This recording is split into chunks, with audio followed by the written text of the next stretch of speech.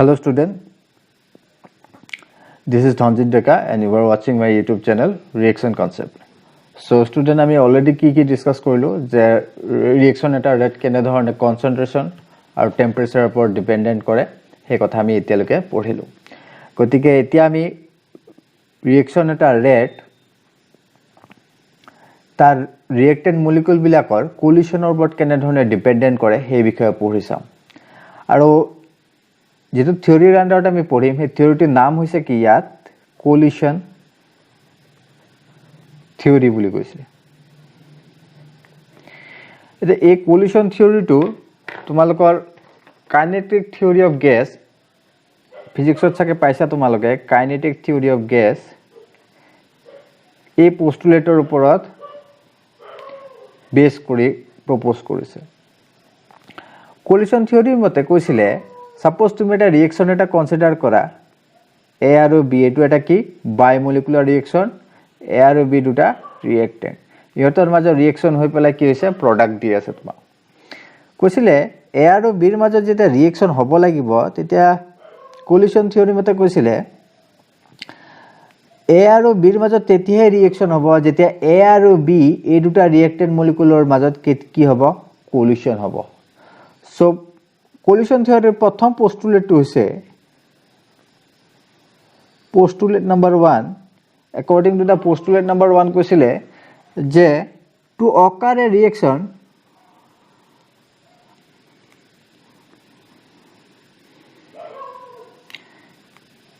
there must be collision between the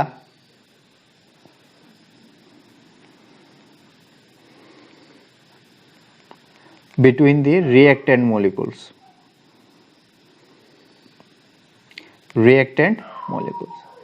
মানে কি reaction এটা হবৰ কাৰণে ৰিঅ্যাক্টেন্ট মলিকুল বিলাকৰ মাজত কি হ'ব লাগিব কোলিশন হ'ব লাগিব সেকেন্ড পোস্টুলেট মতে কৈছিলে কোলিশন থিওৰি পোস্টুলেট নাম্বাৰ 2 ইয়াত কৈছিলে যে ৰিঅ্যাক্টেন্ট মলিকুল বিলাকৰ মাজত যেবোৰ কি হয় কোলিশন হয় আৰু এই কোলিশনৰ পৰা আমি কি পাওঁ প্ৰডাক্ট পাওঁ হে গুটেবোৰ কোলিশনে আমাক কি দিব নোৱাৰে প্ৰডাক্ট দিব নোৱাৰে so according to the postulate of 2 it is said that all the collisions between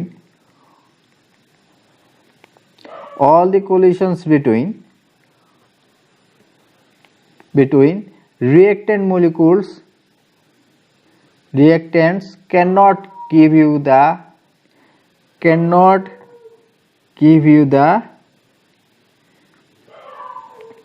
product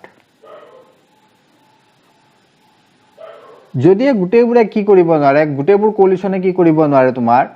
product দিব নোৱাৰে তেনলে কোনবোৰ কোলিশনে তোমাৰ প্ৰডাক্ট দিব So postulate মতে কৈছিলে 2 নম্বৰ postulate মতে কৈছিলে only those collision will provide the product মানে হেবোৰ collisionে reactant বোৰৰ মাজত হয় হেবোৰ collisionে কি কৰিব তোমাৰ product দিব যিবোৰ collisionৰ মাজত কি থাকিব তোমাৰ যিবোৰ reactantor minimum energy মানে কি activation energy থাকিব আৰু reactant বোৰৰ মাজত এটা proper orientation থাকিব মই বুজাই কৈ আছো কি কৈছো যে only those collisions are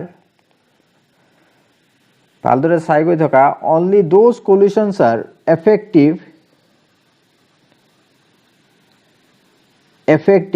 in which so number A the reactant molecules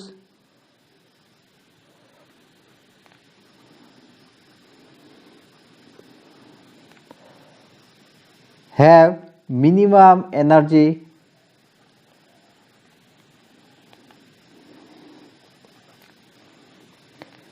of EA মানে যিবোৰ ৰিঅ্যাক্টেন্ট তোমাৰ কি থাকিব মিনিমাম এনাৰ্জি মানে অ্যাক্টিভেশন এনাৰ্জি থাকিব হেবোৰ ৰিঅ্যাক্টেন্টে যদি কোলিশন কৰে সাপোজ ইয়াতে A আৰু B ৰ দুইটাৰে কি আছে minimum energy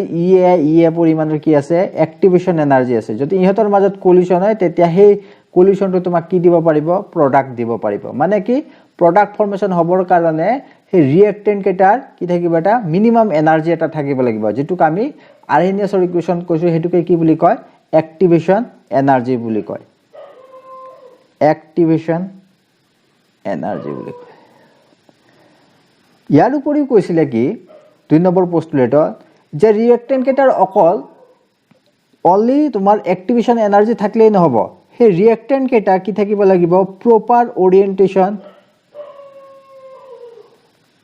reactant should be in reactant molecule should be collide in proper orientation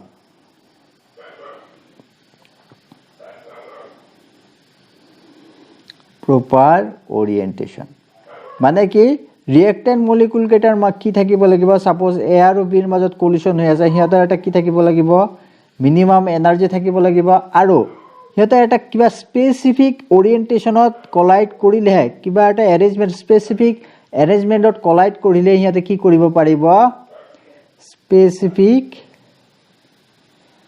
arrangement থাকিলে কি কৰিব পাৰিব হিয়তে প্ৰডাক্ট দিব পাৰিব বুজি পালা এই দুটাই কি আছিল তোমাৰ কলিশন থিওৰিৰ পোস্টুলেট আছিল বুজি পাইছা সো প্ৰথম পোস্টুলেটটো কি কৈছিলে যে ৰিয়েকচনটা হবৰ কাৰণে ৰিয়েক্টেণ্ট মলিকুল বিলাকৰ মাজত কলিশন হ'ব লাগিব আৰু গুটেবোৰ কলিশনে তোমাৰ প্ৰডাক্ট দিব নোৱাৰে যিবোৰ কলিশনৰ কি থাকিব তোমাৰ মিনিমাম এনাৰ্জি ৰিয়েক্টেণ্ট কলিশনৰ ৰিয়েক্টেণ্ট মলিকুল বিলাকৰ মিনিমাম এনাৰ্জি থাকিব হেবুৰে তোমাক কি দিব প্ৰডাক্ট দিব পাৰিব যদিও কি থাকে তোমাৰ এক্টিভেশ্যন এনাৰ্জিটো থাকে মানে কি মিনিমাম এনাৰ্জিটো থাকলে নহব হিয়তৰ যিবোৰ কলিশন হয় সেই কলিশনবোৰৰ এটা প্ৰপাৰ ওৰিয়েন্টেশন প্ৰপাৰ এৰেঞ্জমেন্টত কি হ'ব লাগিব কলিশন হ'ব লাগিব গতিকে এই দুটাই কি আছিল কলিশন থিওৰি পোস্টুলেট আছিল এতিয়া আমি কলিশন থিওৰিৰ যেটো ম্যাথমেটিক্যাল এক্সপ্ৰেছন হে এক্সপ্ৰেছনটো চাম ঠিক আছে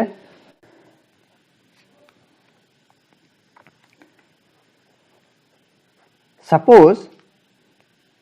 তুমি এটা বায়মলিকুলাৰ ৰিয়েকচন কনসিডাৰ কৰিছা যত এ আৰু বি দুটা ৰিয়েক্টেন্টৰ মাজত কি হৈছে কলিশন হৈছে হৈ পেলাই তোমাক কি দিছে প্ৰডাক্ট দি আছে এতে এই দুটা ৰিয়েক্টেন্টৰ মাজত যেটো কলিশন হৈ আছে সেই কলিশনটো আমি মেজাৰ কৰিব লাগিব কেনে ধৰণে মেজাৰ কৰোতে আমি এটা টাৰ্ম এটা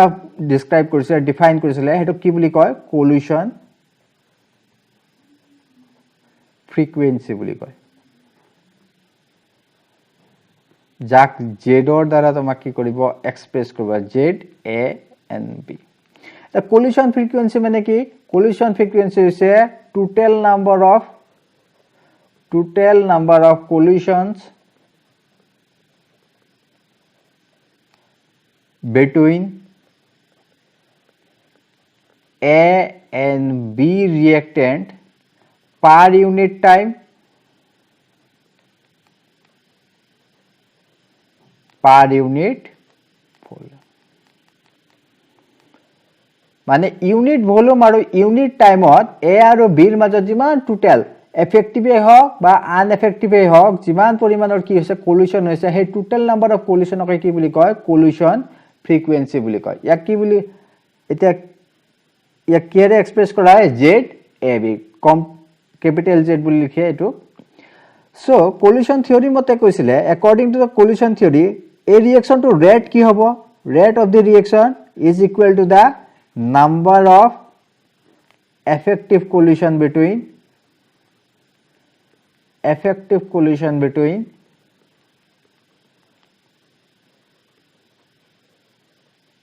A and B collision theory মতে কৈছিলে যে যেটো ৰিয়েকচন আমি কনসিডাৰ কৰিছো সেই ৰিয়েকচনটো ৰেট কি হ'ব ৰেটটো এ আৰু বিৰ মাজত যিমানটা পাৰ ইউনিট টাইম আৰু পাৰ ইউনিট ভলিউমত যিমানটা কি হৈছে এফেক্টিভ কলিশন হৈছে ইয়াতে আমি আনএফেক্টিভ কলিশনটো কনসিডাৰ কৰা নাই যিমানটা এফেক্টিভ কলিশন হৈছে সেই কলিশন কেটাকে কি বুলি ক'ব ৰিয়েকচনটো ৰেট হিচাপে আমি এক্সপ্ৰেছ কৰিব পাৰিম এটা এফেক্টিভ নাম্বাৰ অফ কলিশন কেনেকৈ লিখিব পাৰিম total number of collision per unit volume per unit এটো লিখা তুমি পাৰ ইউনিট ভলিউম পাৰ ইউনিট টাইম ঠিক আছে এটা এফেক্টিভ নাম্বাৰ অফ কলিশন আমি কেনে ধৰণে ক্যালকুলেট কৰিব পাৰিম ইয়াতে লিখা কি জেড এ এন বি এটো কি কৰিব তোমাৰ total number of collision per unit volume per unit time total collision calculate কৰি ললো এতিয়া সোৱা fraction of into fraction of reactant molecule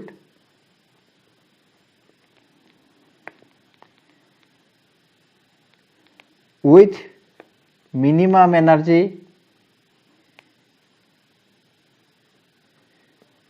EA এটুক জেনারেলি কি হয় দ্বারা এক্সপ্রেস করা হয় স্মল f আৰু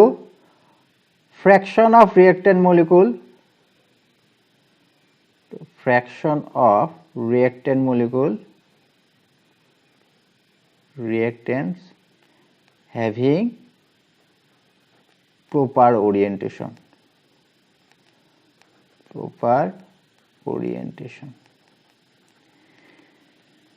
ঠিক আছে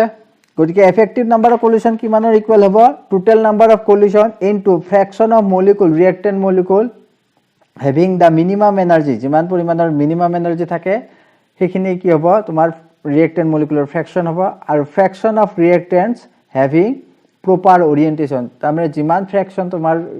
reactantor কি হৈ আছে proper orientationত আছে ঠিক আছে গতিকে এটা বোলছম্যান কনস্ট্যান্ট মতে কি কৈছিলে যে যেটো আমি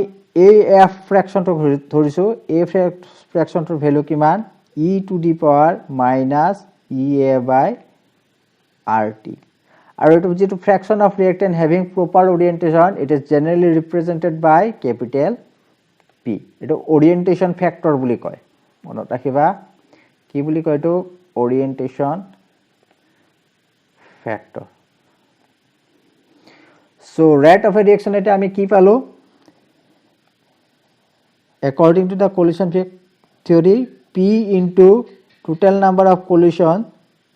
into fraction of molecule having minimum energy that is e to the power exponential of ea by rt so এটোই কি হৈছে collision theory তোমাৰ mathematical expression এইখিনি আসলে collision theory পঢ়া আশা কৰো তোমালোকে গুটেখিনি বুজি পাইছা কিবা বুজি নোপোৱা থাকিলে তোমালোকে কমেন্ট বক্সত কি কৰিবা কমেন্ট কৰিবা আৰু যদি এই চেনেলটো নতুন হয় তোমালোকে সাবস্ক্ৰাইব কৰি লবা লগতে বেল আইকনটো প্ৰেছ কৰিবা যাতে তুমি নোটিফিকেশন বিলাক পাই থাকা ঠিক আছে আজিলৈকে এৰিছো তোমালোকক নেক্সট ক্লাছত লগ পাম থ্যাংক ইউ